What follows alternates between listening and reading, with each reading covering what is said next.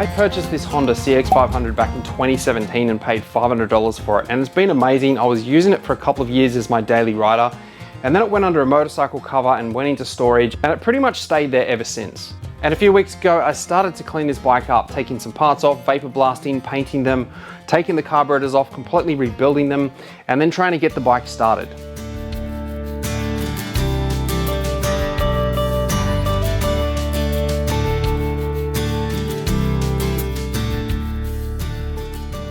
In these few episodes, I'm going to share with you how you can turn something that I'd consider a pretty ordinary looking stock motorcycle into something that you can be proud of. And I'm going to try and do it with the least amount of money spent. I'll be doing some custom fabrication, but a majority of the stuff that I'm going to be sharing with you can be done on a huge range of different models of bikes, including the one that you probably have or you're looking at getting.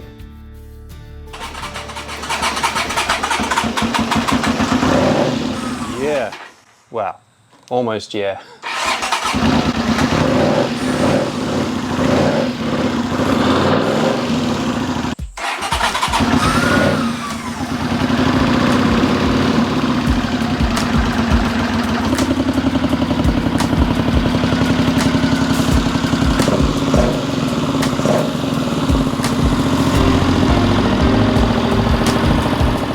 I really think this bike has a lot of potential to look really cool without having to spend a ton of money or spending a lot of time on it.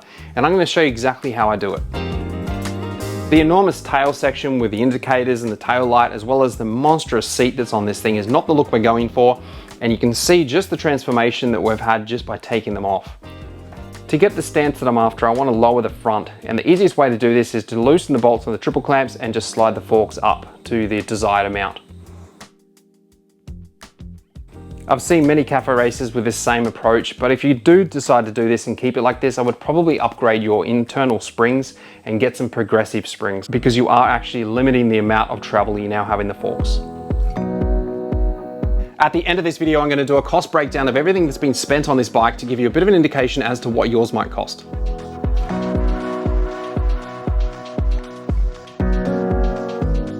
Kind of crazy the things you keep. This is the part that I cut off my CX500 Scrambler, and just to see, for reference point, to see how much I cut off that one, that's 160 mil from the end of here to where I've actually made the cut.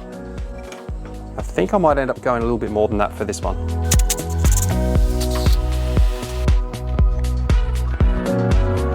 This seat is actually off my other Honda CX500, which I turned into a Scrambler, and I just wanted a visual to see how long I want to make this seat for this bike.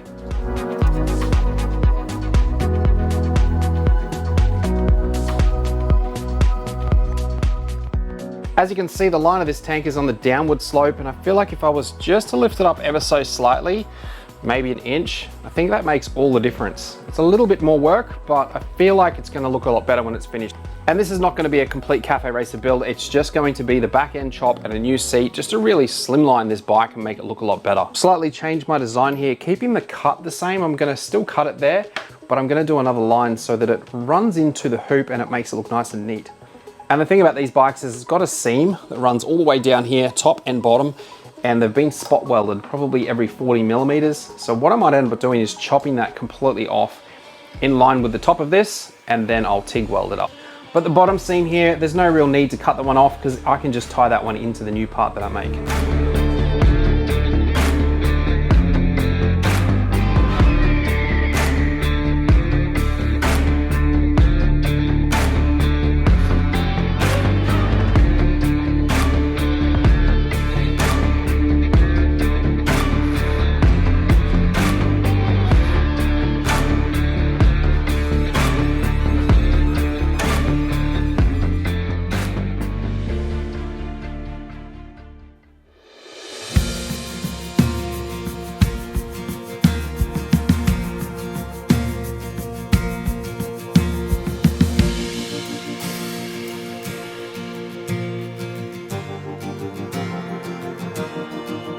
So these hoops with the integrated flush mounted taillight are available on our website if you want to go and check those out.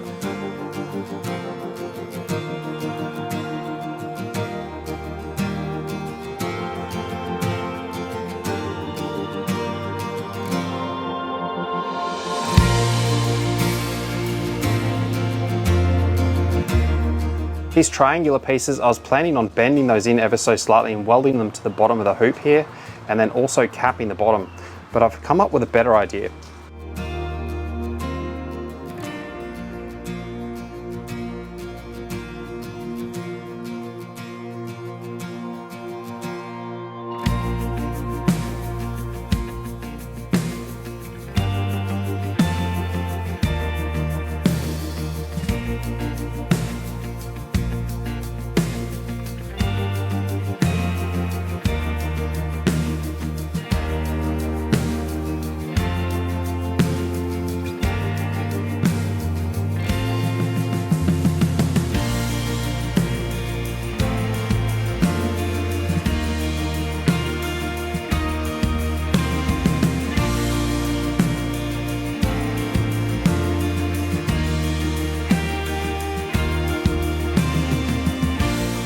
Now that that's all taken care of and looking nice and sharp, let's give it a quick coat of paint and move to the next step. So I want to lift the back of the tank up, and there's a couple of ways I could go about doing it. I want to get it to about that height there. So what you could do is you could cut this section off here and bring that up. Put a couple of extended pieces there, and that way you can use the original OEM rubber, which is probably a smart move. As you can see, I've got some green tape on here with a red line. I'm going to be cutting that red line, and the main reason I'm doing it this way, and I'm going to bring this section down rather than bring this section up, because when I make the seat base, if I leave it as is now, it has to come down like this, and that's a really big hard section which won't have much foam over it for the seat. So bringing it back down to where it was is going to be a lot better, because then the seat base just can be a nice flow like this, and that can be all covered with foam. But this is a fuel tank, and before I do any kind of cutting or grinding, I'm going to drain the fuel out of it and fill it up with water.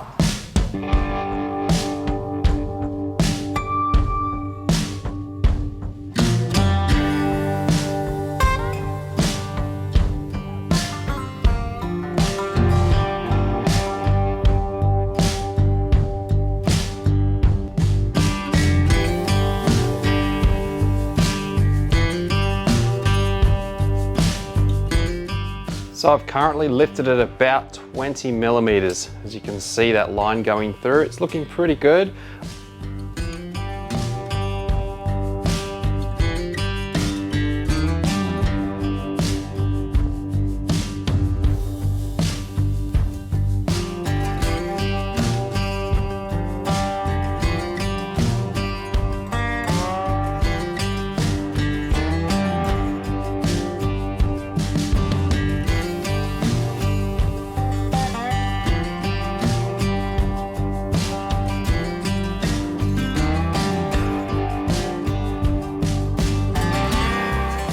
And if you're welding anything like this, especially around paint, plastics or rubber, just be mindful of heat. And you'll see me keeping the part cool just by using a wet rag.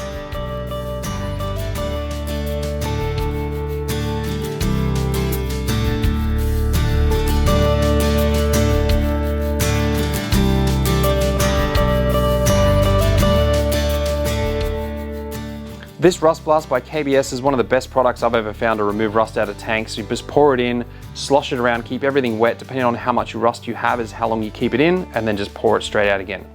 You can reuse this stuff over and over, but I'd recommend getting the tank sealer kit and sealing the tank completely, which is what I'll be doing, and then you never have to worry about rust again.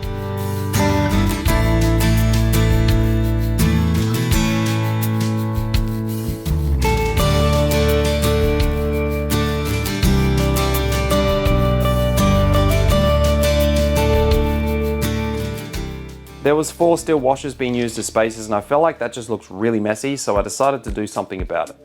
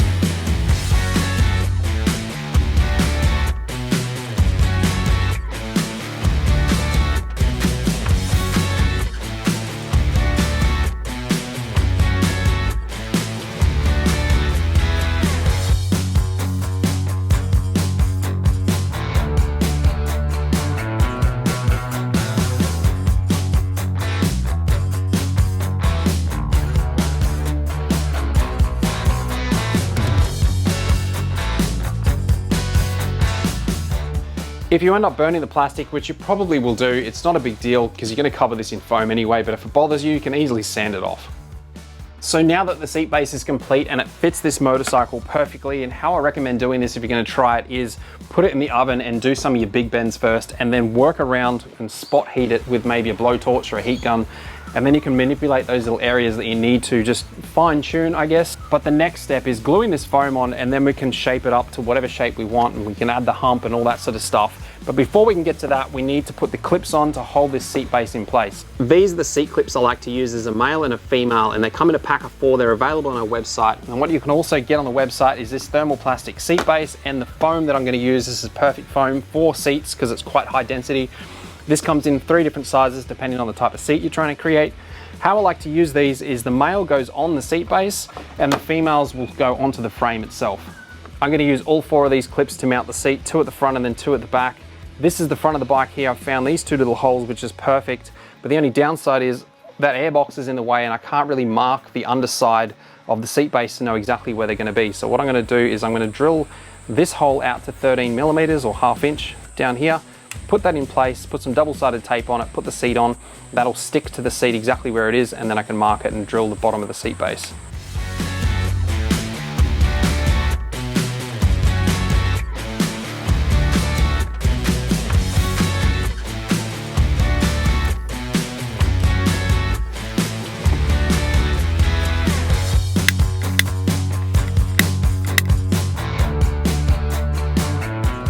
I've always found it's easier to go up with the drill sizes slowly rather than just go to the size that you need straight away, just in case it does wander. And to fix these guys down, depending on the material that you're going into, I'm going into steel, so I'll probably use rivets, but you could use tiny little screws as well.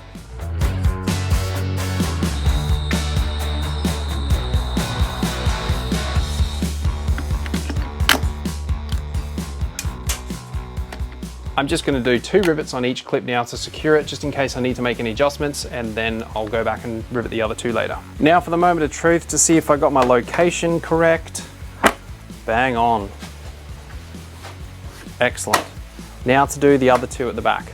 I really love these clips because they're quite strong. There's only 2 at the moment. As you can see, I'm pulling on the back and it's not releasing the clip, it's bending the plastic. Once the 2 at the back go in, it's going to be really strong, but if you pull it straight up, they unclip, but they lock down in place really well and they stay there. So I need to weld in a plate or a bracket across here for the rear clips.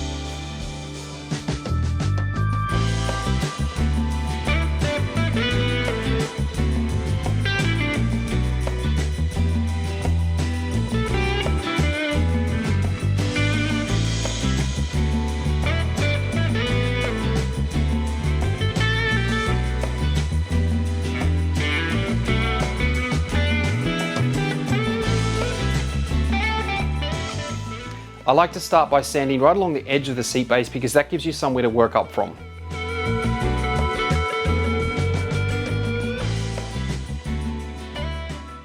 When it comes to shaping the seat, I would advise just taking off small amounts at a time until you're happy with the desired result. It is really fun and actually easy to do.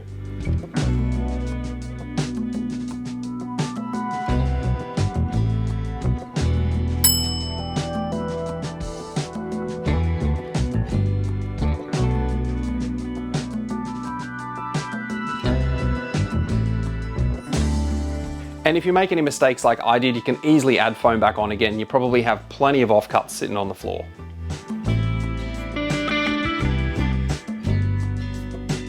Out of all of the tools that I've used to shape foam over the years, I think this one would probably be my favorite. You just need a bit of a steady hand. I'd probably recommend using one hand at the front and then your trigger hand down here and just really take your time. And I'm using 120 grit sandpaper, which is absolutely perfect for this foam. So this is the seat's final shape. I'm really happy with it. As you can see, I did make a couple of mistakes. I cut it a bit deep and then I just added the material, which is easy to do, and you can just shave that down. And once the upholstery goes on, you'll never know they're there. It is a little bit thicker in this section here than I'd ordinarily do, but the tank has been lifted and I didn't want a really massive slope coming down.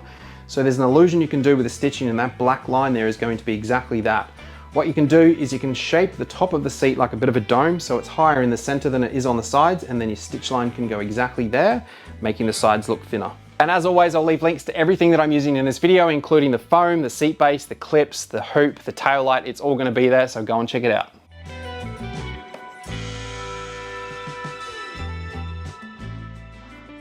So the cost breakdown for everything has been spent so far, and I'm going to do this in US dollars. The tires fitted was $270, the hoop and tail light is $116, the seat base was $40, the seat foam was $40, the seat clips are $25, the spray paint, pretty much all of the black paint that we've put on the bike, is $63 or $65, and the carburetor kit, which was $22. So that's a total cost of $513 US or $820 for all my Aussies. That's pretty good considering what we've achieved so far.